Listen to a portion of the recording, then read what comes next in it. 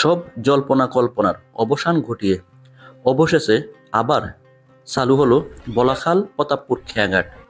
দুই পারের মানুষ যেন হাঁপ ছেড়ে বাঁচল। ঘাটে ফিরে এসেছে আগের দিনের চেনা চিত্র, মানুষের ভিড়, নৌকার শব্দ আর স্তুতির হাসি। ঘাট চালু হয়, সাধারণ মানুষ কি বলছে চলুন শুনি।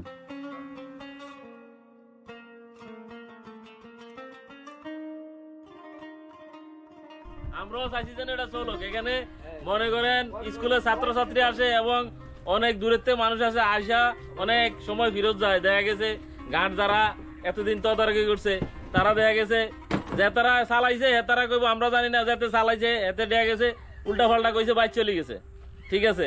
আবার কারো করে চালাইতে দিছে এতে ভাই ধুতি রয়েছে, ঠিক আছে। এই কারণে এরকম হইতেছে। তো আমি তো সব ফলাফাইনগুলো আসে এখানে পড়ালেখা করে, বাতি যারা, তারপরে যে অনেক হয়রানি হয়েছে না, ওই দিক দিয়ে যাওয়া লাগে। মনে করেন একতা বাজার হাইটা গেছে আমাকে বাতিদিরা, তারপরে স্বাস্থ্য ভাইয়েরা হাইটা একতা বাজার গেছে, একতা বাজার থেকে তো বলাখাল গেছে।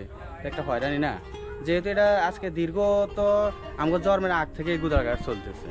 তো এটা যদি হঠাৎ করে বন্ধ হয়ে যায় কিন্তু তাহলে তো এটা সমস্যা না, মানুষের ভুক্তভোগী না।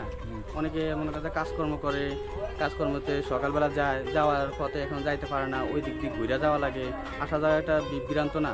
তা আমার কথা হয়েছে এটা সব সময় যান যে এটা রানিং থাকে, চলতে পারে, যে এটাতে সবাই আমরা মিলি এটা এককভাবে ভাবে সবাই মিলে এটা যেন আমরা সুন্দরভাবে চালাই যেতে পারি।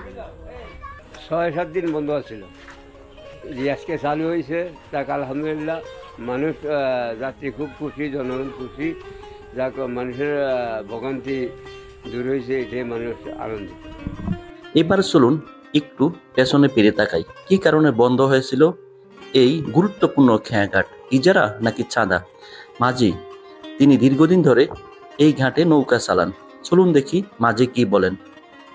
অর্জুন আসছিল আর কি একদিন সকালবেলা এখানে, প্রথম দিন সকালে একলা আসছিল আর কয় এরকম ইয়ের থেকে তো এরা ইজারা আনছে, আপনি কিভাবে কি করতে পারেন হেরা যদি ইজারা আইনে থাকে তাহলে হেরা বাঘ হেরা আইনে একটা নৌকা লাগাক, আমি আমার নৌকা আমি সরাই দিব।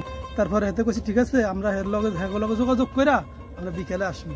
তো পরে আবার সন্ধ্যার সময় হেরা আসছে, 7-8 মতো আসছে, নৌকা তুটছিল, হিয়াতে নাইছে, আমরা চাটা খাইয়া তারা জিজ্ঞাসা কি ভাই কি তারা তো ইজারা আনছে, তারা ইয়া করবো। আমি বলছি দেখ ইজারা আনেন যেটা আপনারা যদি আইনে থাকেন তাহলে আপনারা নৌকা লাগান, আমি চলে যাই, আমি কোনো টাকা দিয়ে কারোর নৌকা বাইতে পারবো। পরে ওই যে বাচ্চার নাম জানি কি হরে হ্যাঁ ফোন দিছে আমার, তো হ্যাঁ ফোন দিছে এরকম হেরা তো 52,000 টাকা দিয়ে ডাক আনছে, তুই কত দিতে পারবি কি আসে বিষয়। আমি যে বাবারে আমি 1 টাকা কারো দিয়ে নৌকা বাইতে রাজি না। তারা 52,000 টাকা দিয়ে নৌকা ঘাট আনছে, 200 টাকার উপরে ডেলি পরে জায়গা। আমি দেখেছি আজ 70-80 টাকা পাইছি, কোনদিন 50-100 টাকা পাই, 200-300 টাকা পাই, তাহলে এই টাকাটা আমি দিয়ে কি আমার পক্ষে সম্ভব নেই।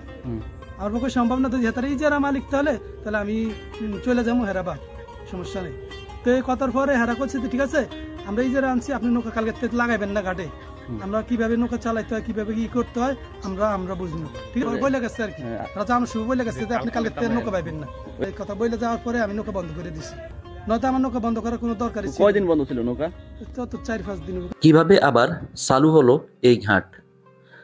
মাঝি বলেন, আজকে চালু করছি ওই যে আমার খানবাড়ি একজন ডাকা থাকে, হ্যাঁ ফোন দিয়ে বলছে যে এরকম আমরা হাগের সাথে আজুনদের সাথে কথা বলছি, তুই নৌকা বাও, আমি ঢাকার থেকে আসলে বৈশাখ যদি হাতারা ইজারা মালিক হয় হয়। শেষ পর্যন্ত এই ঘাট আবার চালু হয়, আবার খুলে দেয়া হয় এই খেয়াঘাট। আজ খেয়াঘাট চালু, মানুষের মুখে হাসি, স্তুতির নিঃশ্বাস। তবে প্রশ্ন থেকেই যায়, জনসাধারণের প্রয়োজনীয় এই রাস্তাটি কি বারবার এভাবে বন্ধ হবে? প্রশাসনের উচিত এই ঘাটের কার্যক্রম সবসময় সাধারণ মানুষের সাথে সচল রাখা। আজকে পর্যন্তই, দেখা হবে অন্য কোথাও অন্য কোনো ভিডিওতে। আল্লাহ হাফেজ।